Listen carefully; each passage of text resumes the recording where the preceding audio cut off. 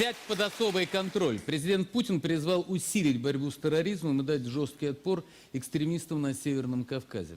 Вирус исламизма распространяется оттуда по всей стране, угрожая безопасности и целостности России. Растет межнациональное, межрелигиозное и социальное напряжение в регионах, где коррумпированная, сросшаяся с криминалом власть закрывает глаза на реальную угрозу потери государственности. Как остановить натиск радикального ислама и спасти от него традиционный? Почему не удается задушить бандитское подполье на Кавказе? Кто подкармливает и направляет террористов? Какой сигнал послала верховная власть местным князькам, арестовав мэра Махачкалы? Сегодня пришла информация, что из ближайшего окружения мэра Махачкалы деньги направлялись непосредственно бандформированием. То есть якобы кто-то из пойманных лидеров бандформирования стал об этом много говорить, и в частности именно это повлияло на решение срочного ареста. Как вы считаете, корректно ли вообще говорить о том, что такая угроза существует, что терроризм имеет национальность, и что произошло в Махачкале? Ну, прежде всего, такая ключевая фигура, как Амиров, которого я бы назвал, ну, наверное, главным представителем либерального крыла политических элит России на Северном Кавказе. Естественно, что он использует все возможные факторы давления и на общество, и на власть, и так далее. И неизбежно совершенно, что в этом контексте рано или поздно, скорее всего, это было совершенно естественным органическим путем, появилось использование, допустим, вооруженного подполья, вооруженной оппозиции, потому что пройти мимо такого мощного фактора силового давления для такой фигуры, как Амиров, просто было бы странно. И я думаю, что вообще власти, силовики широко используют вооруженное подполье в своих оперативных и политических интересах. То есть сами его вскармливают? Ну, по крайней мере, поддерживают и используют. Они заинтересованы в том, чтобы оно было. Чтобы доказать эффективность своей работы? Чтобы решать вопросы с его помощью. Я чувствую, что вы совсем с этим не согласны, у вас такое осуждение в глазах. Я согласен с тем, что появление радикального террористического диверсионного подполья на Кавказе в огромной степени произошло при поддержке самих властей. Потому что на антитеррор отпускаются огромные деньги, потому что на этом можно делать быстро погоны, чины, звания, информационные рейтинги. И в огромной степени сами чиновники ответственны за то, что появилось на Северном Кавказе. Плюс надо отметить страшную коррупцию, Плюс несправедливость. И в тот момент, когда лесное подполье стало достаточно влиятельным и достаточно боеспособным, появился соблазн использовать их в своих политических разборках. То есть заказывать им политических конкурентов. Общеизвестно, например, что боевики охотились на главу МВД Дагестана. Они подрывали его несколько раз, они устраивали ему засады, взрывали его ближайших соратников, зная, что он выйдет обязательно со своей охраной на место происшествия. По пути закладывали несколько фугасов, подрывали, он взлетал на воздух, но оставался живой. Соблазн в этой ситуации его конкуренту, то есть конкуренту министра внутренних дел, заказать его самим боевикам был очень велик. И Нет, вот так рождались схемы взаимодействия. Простите, прошу понять, вы рассказываете о российском государстве 21 века, об одном из регионов, где в городе Махачкале правил руководитель фракции «Единая Россия», лучший мэр России, по признанию, обладатель многократных государственных наград, как говорили всей стране. А люди, живущие в Дагестане, каждый день сталкивались с кровавым террором, со взрывами и со смертями своих близких. Любая торговка семечками на рынке вам расскажет, как эти схемы реализуются. Почему этого не видели 20 лет российские власти и силовики, это большой вопрос. И почему эти аресты начались только сейчас, когда жители Дагестана и других кавказских республик готовы были пальцем показать на любого виновного в каждом очередном преступлении. Интересно, какая угроза вот сейчас исходит нам? Потому что ощущение, что Дагестан уже живет постоянно в обстановке, в которой ни одному россиянину, ни при каких обстоятельствах, врагу не пожелает жить в такой ситуации. Но при этом все-таки эта угроза имеет национальность, имеет религиозный окрас, или все сводится к тому, что плохая власть и немножко денег? Ну, во-первых, что касается Амирова, то пока не закончится судебное разбирательство, пока не будет поставлена точка, я бы не спешил какие-то оценки давать. Но я абсолютно согласен, нельзя не утверждать, не отрицать о том, что там творится ненормальная ситуация. Мы не услышали ответа относительно финансирования, но общий, так сказать, процент, 5 или 10% от тех, кто получает миллион и более доходов в год, они отстегивают лесным братьям. И речь идет не об Амирове, а обо всех представителях бизнеса в Дагестане. Вы абсолютно правы, когда говорите о том, что в основе коррупция. И вообще, что это такое?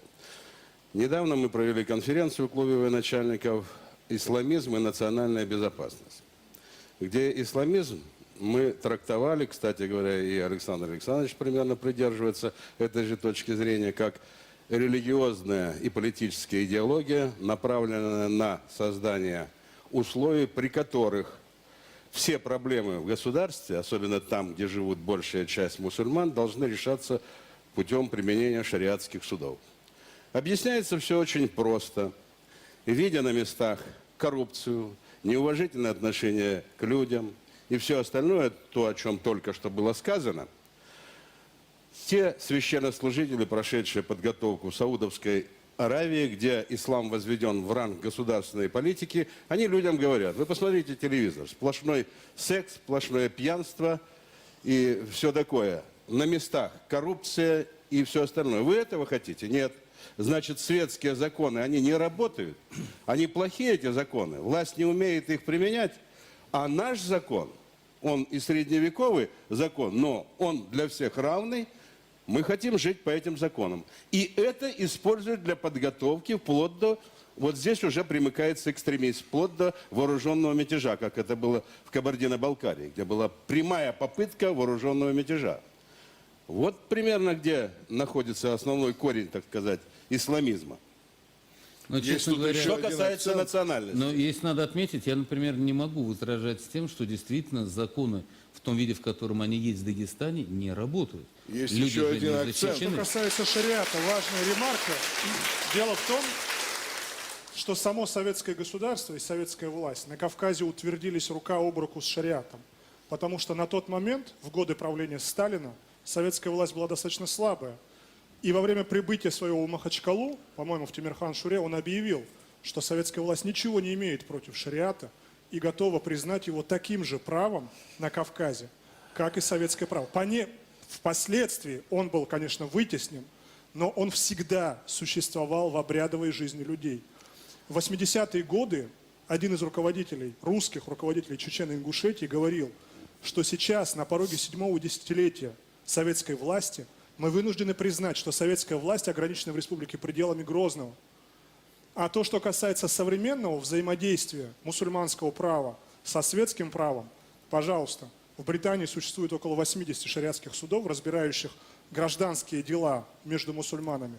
В одном из штатов Канады был проведен эксперимент по открытию этих судов для решения гражданских дел. Даже в Израиле шариатские суды заключают браки и разводят людей мусульманского Вот вероисповедания. я прошу извинения, я не ответил на вопрос относительно, имеет ли терроризм и экстремизм национальность. Вот мы только что услышали ответ, что да, имеет.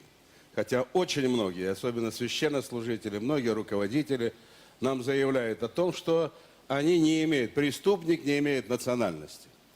В паспорте нет национальности, Министерство по делам национальности нет, преступность не имеет национальности, а национализм, сепаратизм, экстремизм растет. 1200 человек только за прошлый год убито и ранено на Северном Кавказе. Откуда это все? Мы должны сказать правду.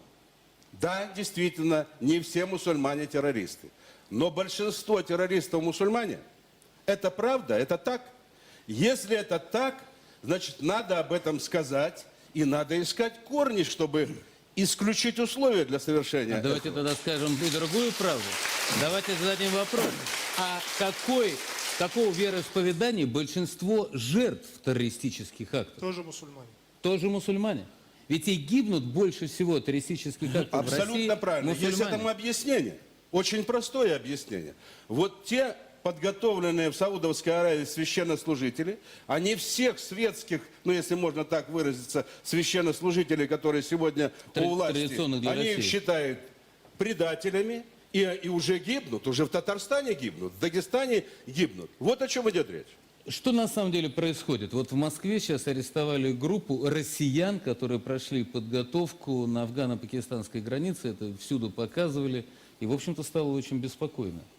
В Дагестане теракты настолько часто, что, наверное, люди уже не особо обращают внимание. Они узнают о терактах после моих звонков из Москвы. Кошмар. То есть, вы, когда вы спрашиваете, все ли нормально, никто ли не погиб.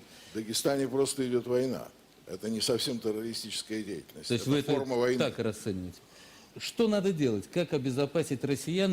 Потому что то, что сегодня звучит так, что на всей территории России закон, вежливо говоря, не действует одинаково. Есть зоны, где российская власть и российский закон номинально, а де-факто не работают. Значит, ну, во-первых, проблема радикального исламизма и терроризма – это не только проблема Дагестана, Северного Кавказа, там просто более выпукло, более в опасной форме. Это проблема всей России. Вспомните события в Поволжье, в той же Татарии, в Сибири, да и в Москве. Это даже международная То есть проблема. это, ну, мы сейчас рассматриваем проблему с точки зрения России. Значит, с чем мы имеем дело? Значит, это высокоидеологизированное, скажем так, направление. Я это называю крайне политический салафизм. Просто салафизм сам по себе имеет разные, значит, направления. Да? Он получил очень широкое распространение во всем мире, где есть компактное расселение мусульман.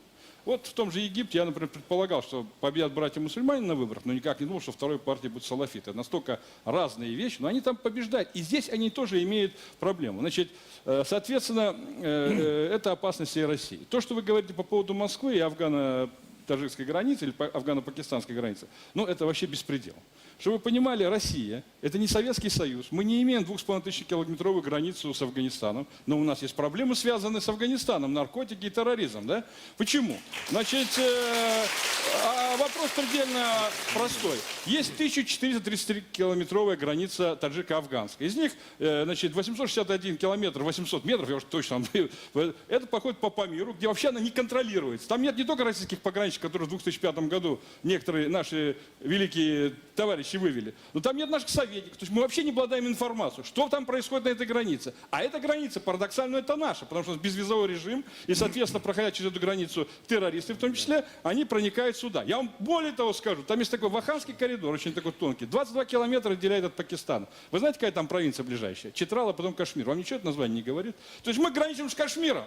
Слушайте, поэтому удивительно, что только сейчас это начинает проявляться. Я в свое время, в том числе используя трибуну Государственной Думы, говорил, мы дождемся, у нас откроется второй фронт, террористический фронт с централизиатским терроризмом. И сейчас мы это имеем дело. Сейчас мы говорим, там арестовали члена исламского движения Узбекистана, там исламского движения Туркестана, завтра союз исламского джихада. И это и проходит на фоне тех событий, которые происходят в Афганистане и в Сирии, где прямо говорят, что мы сейчас тут более-менее разберемся и начнем, значит, разбираться с Россией. Сейчас ни для кого не секрет, что на афгано-таджикской границе находится от 1500 до 2000 боевиков. Не Талибан, нам Талибан не угрожает. Забудьте эти сказки, значит, трех основных организаций. Исламское движение Узбекистана, Исламское движение Туркестана и Союза исламского джихада. Они контролируются Соединенными Штатами и турками, которые там занимаются с ними, все. Граница открыта. Хотите перебросить любую боевую группу? Перебрасывайте. Вот они их и перебрасывают. Это только начало. А Это сколько только начало. боевиков с российскими паспортами воюют в Сирии? Значит, сейчас вот, смотрите, Киргизия, например, и Таджикистан признали, что их граждане там воюют. Да? Нам признали, потому что 2 или 3 человека погибло граждан Киргизии, несколько погибло граждан Таджикистана, с которым тоже безвизовый режим. Значит, сирийское руководство утверждает, что в Сирии работает, воюют на стороне радикальной группы оппозиции от 100 до 120 граждан Российской Федерации. Вот откуда они, родом и так далее, я думаю, мы узнаем, когда начнут привозить их сюда. Еще сказал, значит, вопрос. Для того, чтобы понять, как побороть эту вещь, не только в Дагестане или там вообще, мы четко должны понять. С идеологическим терроризмом надо бороться в том числе методами идеологии. У нас этой борьбы не существует. У нас даже нет на федеральном уровне Господин Джамаль об этом говорит всегда. которая этим бы занималась. Мы говорим, в субъектах федерации пусть занимаются. Да? Наконец мы заговорили, что, оказывается, за рубежа практически деньги террористы не получают. Они финансируют за счет бюджетных средств, которые мы направляем в республике Кавказа. Да? И мы не знаем. Вот, знаете, корпорация есть, да? Которая называется курорты Северного Кавказа. Курортов нет, но терроризма много. Можно вопрос? Куда миллиарды мы делим?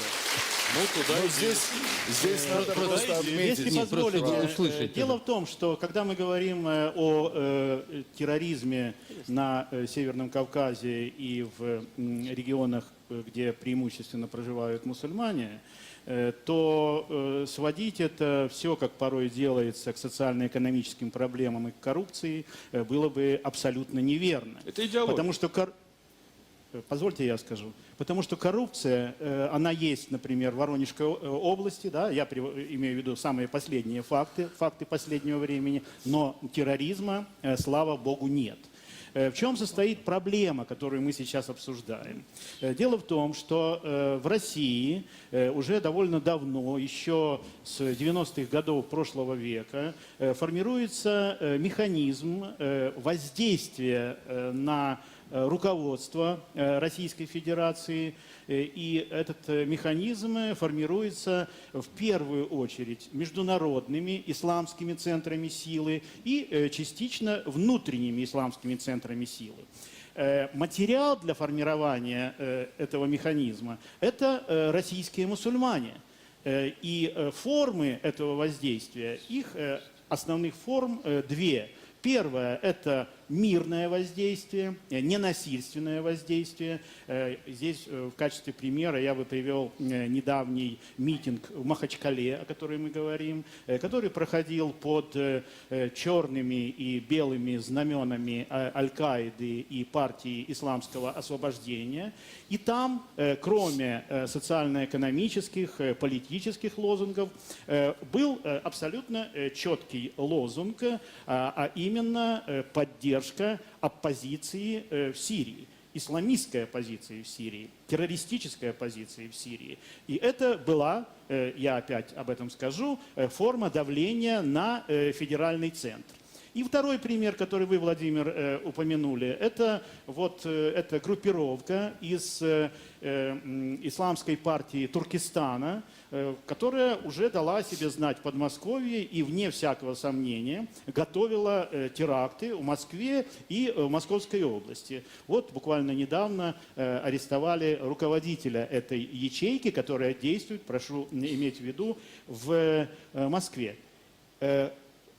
Зачем она здесь оказалась? С какой целью? Могу сказать с уверенностью, что целью этой ячейки было оказать давление путем террористических актов на российское руководство в направлении изменения позиции России по Сирии. Потому что исламская партия Туркестана, она воюет, вот как коллега правильно говорил, в настоящее время в Сирии.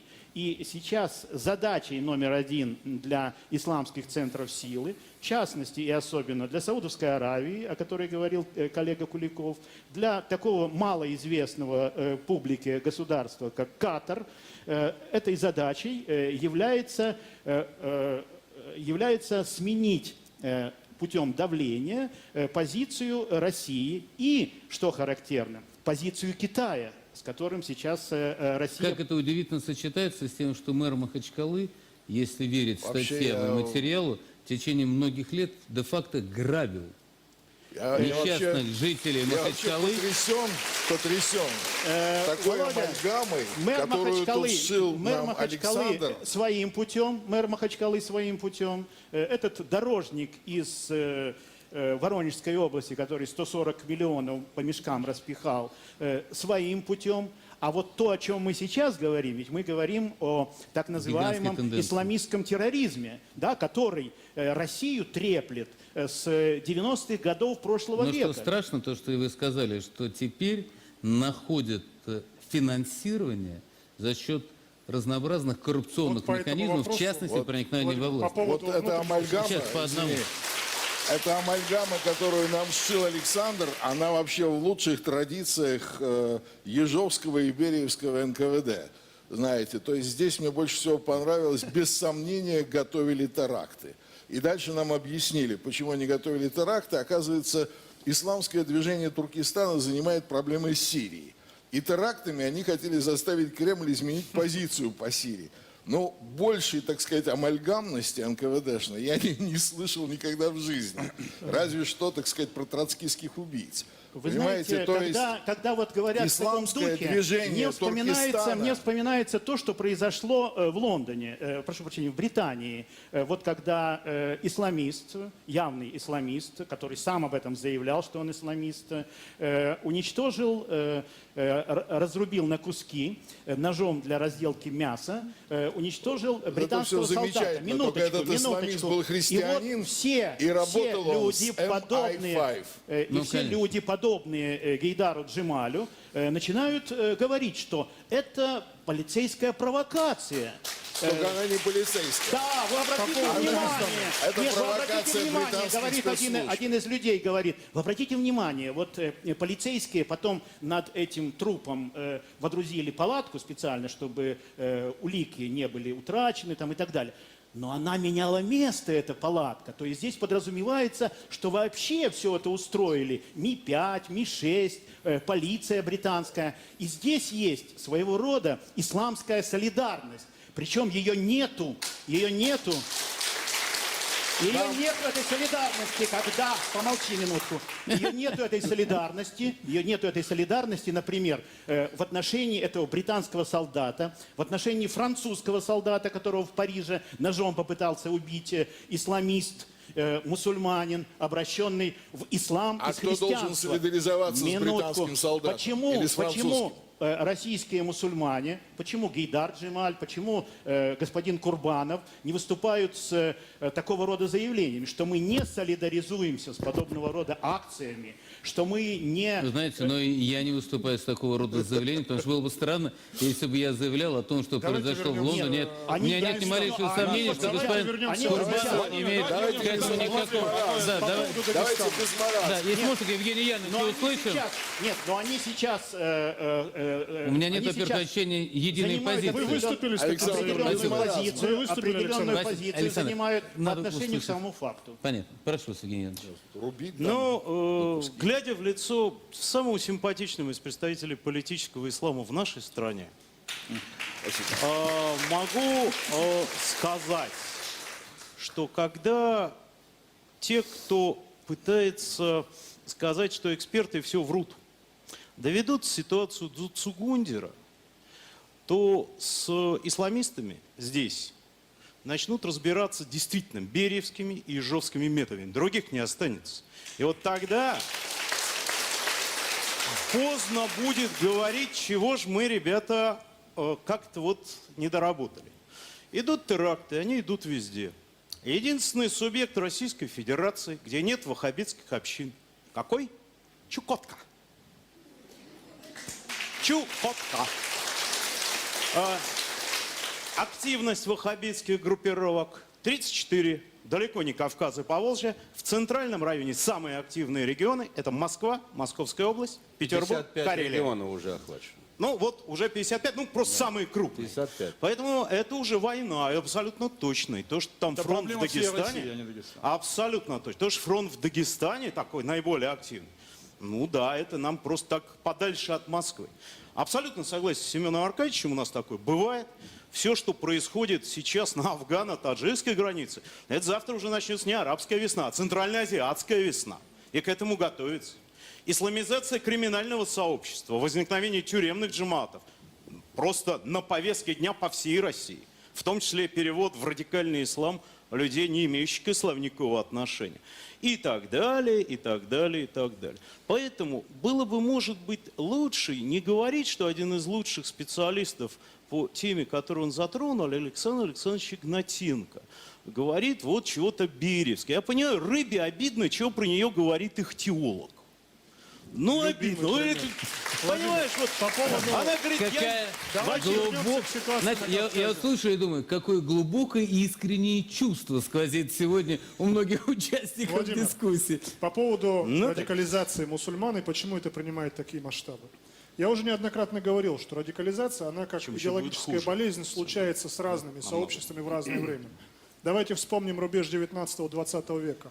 Русские ребята, радикалы, бомбисты убивали своих же русских правителей, царей, царскую охранку, чиновников и так далее, десятками тысяч. И при этом, вот эта радикализация иногда обостряется, иногда проходит. Сегодня она случилась с мусульманами. Почему? Потому что идет резкий рост религиозности во всех мусульманских регионах. Россия, наше государство, наши чиновники, как повели в этой ситуации себя? Вместо того, чтобы понять, что это беда, что это болезнь, которая приключилась с нашими гражданами, вместо того, чтобы начать заботливо отсекать факторы, приводящие к радикализации, для того, чтобы сохранить генофонд. А я напомню, что у нас олимпийские чемпионы уходят к боевикам, сыновья чиновников, федерального судьи Дагестана, мэров городов различных, руководителей ГОВД уходят к боевикам. Аспиранты, выпускники дипломатической академии, будущие дипломаты оказываются идеологами боевиков. Вместо того, чтобы спасти эту молодежь, у нас, во-первых, началась возгонка этой темы. То есть те, кто хотел зарабатывать на этом деньги, чины, звания, рейтинги, начали способствовать все большей возгонке этой темы и даже загонять молодежь в лес к боевикам. Факты этого есть. И как с этим борются теперь наши чиновники и силовики? Двумя методами. Первый метод – это совковый, коммунистический, просто собирают конференции из представителей духовенства. Это духовенство, которое сложилось в 80-е годы, сегодня не может ответить на те чудовищные запросы, на те вызовы, которые сегодня рождаются в 21 веке. Они не способны, нужно новое поколение лидеров и проповедников. Второй метод, которым пытаются побороть эту радикализацию, это то, о чем говорит наш оппонент и участник дискуссии Евгений Сатановский. Это методы, которые пытается применять Израиль против Палестины и навязывать их России. Но я напомню, что Израиль с Палестиной имеет дело с гражданами или с жителями другой страны, чуждой для себя. Да, ну, а мы имеем дело с гражданами своей страны. Махачкалинские чиновники говорили, что по примеру Израиля мы к любому подозреваемому должны применять меры, после их смерти хоронить их завернутыми в свиную шкуру в навозе. Понимаете? Но эти методы не работают, они наоборот способствуют еще больше а вы где-то радикализации. такие методы по поводу Израиля там наблюдали? Я бы хотел сказать... Можно не про Израиль? Давайте да. так, в равность. А то, Да, это и сам, давайте да. в равности, А то в можно противном я случае товарища придется генерала армии вмешиваться, да. спрошу. Во-первых, такой вопрос. Ведь если я правильно помню, то мэр Махачкалы когда-то возглавлял отряд из немалого количества штыков во время вторжения банд Басаева в Дагестан. Он 2 раза поднял ополчение для того, чтобы спасти Дагестан в 98 году после захвата здания Госсовета и в 99-м после вторжения боевиков Басаева. То есть вы с ним сталкивались как-то по вашей Нет, я непосредственной... Амирова не знаю, кроме как общей информации. Слышал о том, что действительно влияние... Но это не важно сейчас. Вопрос я к чему? Я просто к тому, что вот я вспоминаю, да, как когда-то развивалась история Чеченской Республики. Ведь не случайно Ахмад Хаджи Кадыров перешел на сторону федеральных войск, осознав гораздо большую угрозу для Абсолютно своего правильно. народа, для мусульманства, идущего Абсолютно от правильно. радикального ислама. И это было основной причиной, по которой он перешел на сторону федеральных войск. Вот что нам сейчас надо сделать, чтобы сохранить нашу страну, в которой, я не хочу обидеть участников дискуссии, но еще и православные живут. Я еще Вот бы хотелось хотел... бы сохранить их. Да. Хотел бы еще вот... Господин Курбанов сказал о том, что не использует власть многие. Речь идет, молодежь, это речь об образовании, да? Речь идет о рабочих местах и прочее. Но, а давайте посмотрим на Татарстан. Там безработица чуть больше 1%. А священнослужителей светских уже убивают. Исламизм растет там. В чем причина? Я назову причину, почему становятся радикалами и в сытой Европе, и в нищих Почему? аулах Кавказа. Потому что это идеология, очень потому заразная, что очень эффективная идеология, к радикализации сожалению. приводит не социальное не благоустроенность, не отсутствие работы, а к радикализации приходит тогда, когда нет возможности для дальнейшей реализации собственной Вы миссии. знаете, Это понимаете? совершенно не А вот это, Вот сегодня, это очень важный сегодня момент. ответ дал английский. На этот вопрос ответ дал великий английский писатель Джордж Оруэлл. Он сказал, национализм – это жажда власти, приправленная самообманом. Вот ответ на этот вопрос. Я хочу спросить вас, при чем миссия тут это- национализм? Нет, ну- Ислам это интернационалистская Значит, религия. Суть не в этом. Здесь вам важный Владимир подход. Рашидович. Сейчас, Семен, извините, вы очень интересно сказали. Невозможность выполнить свою миссию. Но если миссия одного направления – это уничтожение всего остального человечества, тогда, Я отвечу извините, обязанность Всемирный человечества калифат. Основная сделать задача. все возможное, отвечу. чтобы Исламизм. прижечь эту Сегодня- миссию каленым Вот железом. сегодня я отвечу на это. Сегодня западное общество, включая и Россию, находится в стадии снижения религиозности. Ну да. Тот интерес к православию, который сегодня есть, он в России пропадет скоро. Почему? Потому что растут антиклерикальные настроения. Потому что Россия идет по западному пути, все большей секуляризации. Но Интересная при мысль. этом в Очень мусульманском интересно. мире... Нас призывает на При восток. этом, нет, я не призываю, я очень Вы боюсь, что в России это констатируете, произойдет. да. Я констатирую. Меня, правда, интересует другое. Я бы Зачем хотел, же чтобы при этом мусульмане православное едут в большинство Европу? российское Можно я Владимир, сохранило отвечу? свою духовность? Дайте я доскажу свою фразу. Да скажите. Но в мусульманском мире сегодня неимоверными темпами растет религиозность. Это правда. И в тех рамках, которые сложились, политических, социальных, уже становится тесно молодежи. Кто-то ищет возможности для реализации через образование, через бизнес, А кто-то через самореализацию. А те, кто этих путей не видит для себя, тот и уходит в радикалы. Значит, ну, во-первых, по поводу того, что в Европе, значит, мусульмане не могут найти свое место. Ну, тогда, получается, и в России не могут найти, да? Нет, в Европе, во-первых, те же участники терактов в Великобритании, в Лондоне заканчивали лучшие английские вузы. Кто же им мешал? Речь была о миссии. Было очень глубоко сказано о разном ощущении миссии. Я сейчас отвечу по поводу миссии. Невозможно Значит, спорить, когда... Можно я скажу? Речь Понимаете, идет... мне это напоминает, извините, не хочу никого обидеть, мне это напоминает становление национал-социализма в Европе. Вот пока все, что я слышу, и о миссии, и о невозможности реализовать, и о богатых сыновьях, вот это все напоминает историю Европы времен становления национал-социализма. Правильно. Потому что эта идеология очень схожа на национал-социализм, понимаете? Она упрощенная, как ранний коммунизм, тоже очень похож на национал-социализм. Все упрощенное, дает объяснение на все, что угодно. Я вам приведу пример собственного плана. В конце 80-х годов мне в Ташкенте ложится некая бумага, где написано, есть такой, не буду называть, такой-то человек в Андижане, который это из разных ваххабитов, тогда еще на Северном Кавказе их не было вообще. Вот такой-то плохой. Вот я полетел с Ташкента в Андижан и встретился с этим человеком. 3 часа с ним беседовал, я вышел, и я почувствовал, что он на меня очень сильно повлиял. Очень упрощенная идеология, очень все объясняемое. И она действительно похожа на национал-социализм. Мы вот придем к власти, решим то-то, то-то, то-то. И люди поддаются этому. Они поддаются вне того, какую он занимает должность, где он учится, есть ли действительно ограничения. Но тогда уже вопрос, Семен, не о них, а о нас.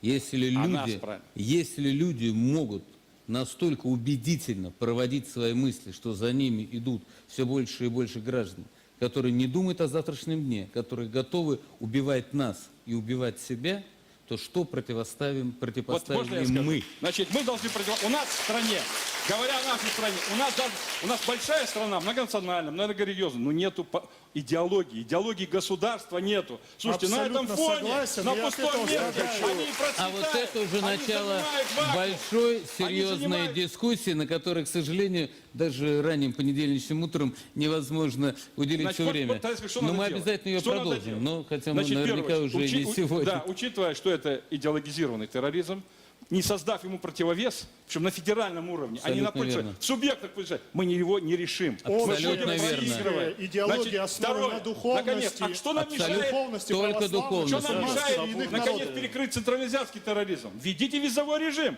У нас есть соглашение 100% 2000 года, согласен. статья 4. Мы, значит, придумаем всякие сложные методы. Да? Ну, хоть отсеките эту часть отсеките. Наконец, второе. Вот в Дагестан мы отправили огромное количество денег, да, за это время. Там появился супер богатый клуб Танжи, да, и так далее, и так далее. Можно, наконец, Не за бюджетные чтобы все деньги. проверили. Не за бюджет. Не за да. бюджет. Чтобы все, какая разница, эти бизнесмены близкие к бюджетным Договорите. деньгам, но не будем. Значит, наконец, можно людям, гражданам России, получить ответ, куда за последние 5 лет ушли огромные миллиарды. Разворовали Ведь не только мы, представители а кавказских президент элит, Дагестана, разворовали. который сейчас замглава Или администрации, он какую роль играл там? Я думаю, речь идет лучше вести не о введении визового режима, а въезда по загранпаспортам. Это от лукавого. Не то дело. Давайте это технологии, и давайте сейчас не будем тратить на это время. Мы нашли, мне кажется, мы нашли хорошую точку, и давайте на этом Излечение останемся. проблемы Террористы радикализации. как раз Важно- сделают за гражданского первым, Важно заплатив другое, взятку, там, важно другое, что вот сегодняшняя, Речь не об этом простите, идет. не волнуйтесь, вот сегодняшняя дискуссия показала самое важное. Какие бы ни были органы правопорядка, какие бы ни были социальные условия, с идеологией возможно бороться только идеологией. Но уже не сегодня, к сожалению. Я согласен, но просто уже физически нет времени. А мы, как страна, почему-то осознанно стесняемся говорить на идеологические темы. Мы осознанно пытаемся сказать, нет, нам не нужна идеология. Не хотим, чтобы у нас была своя идеология, появится чужая. Благодарю зрителей и участников программы. О самых важных, интересных событиях наступившей уже недели поговорим через 7 дней в следующем выпуске «Воскресного вечера». Спокойной ночи. Если вы, конечно, после сегодняшней дискуссии сможете заснуть. С вами был Владимир Соловьев.